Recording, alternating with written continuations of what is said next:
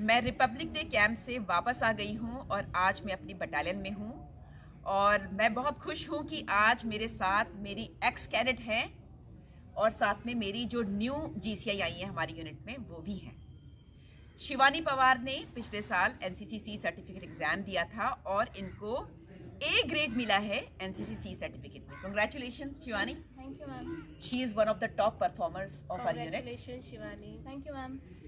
शालू पवार ने recently as a GCI join किया है, तो इस वीडियो में हम आपसे बातचीत करेंगे, आपको बताएंगे कि गर्ल्स के लिए क्या क्या करियर अपॉर्चुनिटीज़ हो सकती हैं एनसीसी सी सर्टिफिकेट हासिल करने के बाद। तो ये है NCC C certificate Shivani Pawar का और इसको यूज़ करके ये आगे कोई ना कोई करियर चुन सकती है। तो सबसे पहले तो शालू हम जीसीआई की पोस्ट के बारे में बता देते हैं, which is one of the things she can do. Okay, so GCI की पोस्ट जैसे आप लोगों को पता है कि एक बेसिक नेसेसरी कंडीशन ये होती है कि हमारे पास सी सर्टिफिकेट होना चाहिए और अल्फ़ा ग्रेड है तो बहुत ही अच्छी बात है। उसके बाद हमारा एसएससी का एग्जामिनेशन होता है। रिसेंटली फेज़ 11 का एग्जामिनेशन होगा अब, तो उसके फॉर्म आएंगे, उसमें आपको जीसीआई की वैकेंसीज ढूंढनी है। हर रीजन से आती है, हर रीजन के चाहे तो एक बच्चे को एक फॉर्म भरने में वो सारे रीजन्स अप्लाई कर सकता है विद अ सिंगल पेपर, मतलब आपको पेपर एक ही देना होगा और आप सारे रीजन्स के लिए। अच्छा शालू, कब इसका नोटिफिकेशन कब आने का प्रोबेबिलिटी है? मैम एसएससी ने कैलेंडर तो अपना पब्लिश कर दिया है, मे बी शायद फैब में है। तो शालू आप ज़रूर अप्लाई करना चाहिए। इट्स अ गवर्नमेंट जॉब है ना, परमानेंट सेंट्रल गवर्नमेंट जॉब है। केवल गर्ल्स के लिए है जिनके पास एनसीसी का सी सर्टिफिकेट है, वो तो आपके पास है ही। ग्रेजुएशन चाहिए वो आपने कर लिया है ना।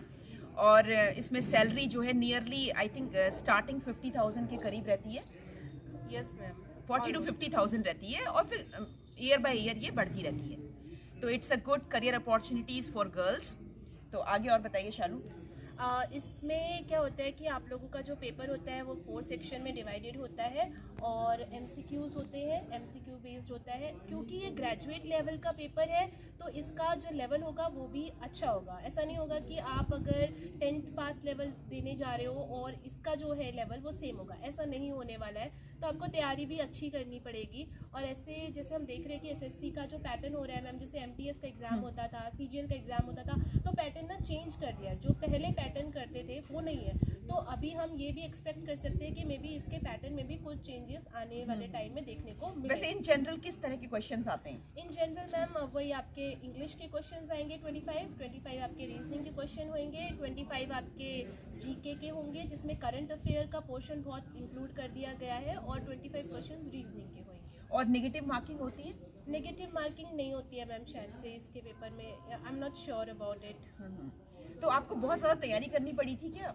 मैम तैयारी बहुत ज़्यादा करने की ज़रूरत नहीं है। अगर आप थोड़ा सा एवरेज से ज़्यादा तैयारी करते हो तो इस पोस्ट के लिए आपका सिलेक्शन आसानी से हो जाएगा। और एक बार रिटन क्वालिफाई कर लिया तो उसके बाद इंटरव्यू वगैरह? इंटरव्यू वगैरह मैम ज़्यादा नहीं है, बस मेडिकल प्रोसेस रहता है, तो वो अगर आप फिट है तो फिर कोई प्रॉब्लम। अच्छा, मेडिकल में बहुत क्वेश्चंस होते हैं कि मैं ओवरवेट हूँ, मेरी हाइट बहुत छोटी है, मेरे चश्मा लगा हुआ है, तो ये सब चीज़ों को लेकर इश्यू रहता है? मैम देखो जैसे चश्मे का है तो अगर चश्मे का क्या होता है कि उनका कुछ रेंज होता है कि हमारा गॉगल्स या ये सब लगाने के बाद स्पेक्टिकल्स इतना होना चाहिए।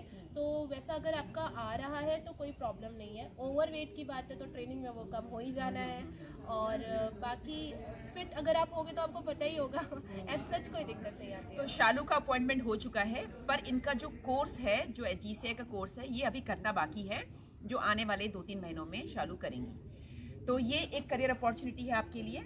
इसके अलावा ये आर्मी ज्वाइन कर सकती हैं, एनसीसी स्पेशल एंट्री स्कीम के अंतर्गत ये अप्लाई कर सकती हैं, जिसमें इन्हें रिटर्न नहीं देना पड़ेगा, सीधे एसएसबी होगा। क्वालिफाई करने पर ये army as an officer join कर सकती है। जी मैम। और लेकिन इसमें एक प्रॉब्लम है, सिर्फ 5 वैकेंसीज होती हैं गर्ल्स के लिए all over India under NCC special entry scheme.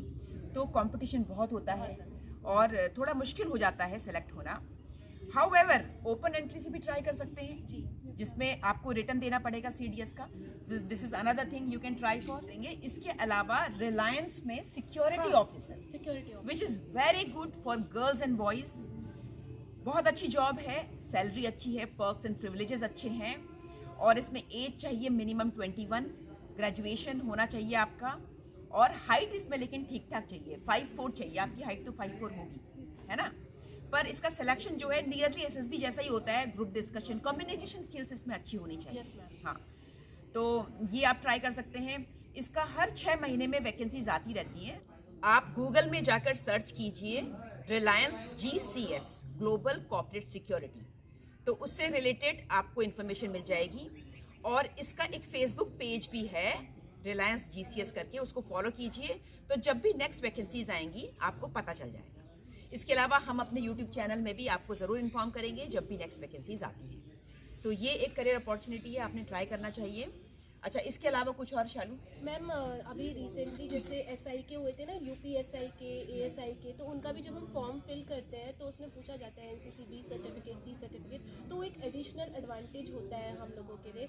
Even हम IAS वगैरह का भी फॉर्म भरते हैं तो they will ask this thing. बहुत सी state government, central government jobs हैं जिसमें आपको NCC C सर्टिफिकेट के ग्रेस मार्क्स मिलते हैं। कहीं कहीं तो कुछ वैकेंसीज भी रिजर्व रहती है। पैरामिलिट्री फोर्सेस में ITBP हो गया, BSF हो गया, इनमें सब पे ग्रेस मार्क्स होते हैं। एक चीज़ और है, जैसे कि अगर आप किसी प्राइवेट कंपनी के लिए ट्राई करते हैं, जैसा मेरा रहा है, तो when I was into the interview ना, when I told like I have given SSB, I have NCC B certificate experience, so this thing like they will take it as an achievement, वो उसको achievement लेते हैं, और फिर हमारा private sector में भी सिलेक्शन का चांसेस बहुत ज़्यादा होता है उस चीज़ से। यहीं पर मैं आपसे एक बात कहना चाहती हूँ। रिसेंटली मैं रिपब्लिक डे कैंप करके आई, तो वहाँ पे बहुत से बच्चे मुझसे पूछ रहे थे कि मैम ये रिपब्लिक डे कैंप के सर्टिफिकेट की क्या वैल्यू है, क्या इस सर्टिफिकेट से हम फौज में भर्ती हो सकते हैं, आर्मी में ऑफिसर बन सकते हैं। देखिए, डायरेक्टली फ़ायदा हो ना हो, इनडायरेक्टली बहुत फ़ायदा होता है। जस्ट इमेजिन आप SSB इंटरव्यू के लिए गए हैं, तो इंटरव्यू देने वाले को जब आप कहेंगे कि मैंने RDC किया है, मैंने कर्तव्य पथ पे मार्च किया है, मैंने PM रैली में पार्टिसिपेट किया है, या गार्ड ऑफ ऑनर में मैं था या थी, मैंने उपराष्ट्रपति को गार्ड ऑफ ऑनर दिया है, प्राइम मिनिस्टर को गार्ड ऑफ ऑनर दिया है, कितने बड़े फक्र की बात है। या फिर आप कहें कि मैं बेस्ट कैडेट रह चुका हूँ, तो बहुत बड़ा इंप्रेशन पड़ता है, क्योंकि पूरी दुनिया जानती है कि रिपब्लिक डे कैंप तक पहुंचना ही कितनी बड़ी बात होती है। भीड़ से एक अलग दिखाता है। एग्जैक्टली, इतनी ज़्यादा स्टेजेस होती हैं स्क्रीनिंग की, छट कर आप उस टॉप तक पहुंचे हो, और जो कुछ आपने RDC में किया, इंटरव्यू के दौरान आप उसके बारे में बात कर सकते हैं। सही बात। तो अगले व्यक्ति को प्रभावित करने का बहुत मौका होता है। Not only this, Republic day camp करने के दौरान आपकी पर्सनैलिटी में इम्प्रूवमेंट आता है। जी मैम।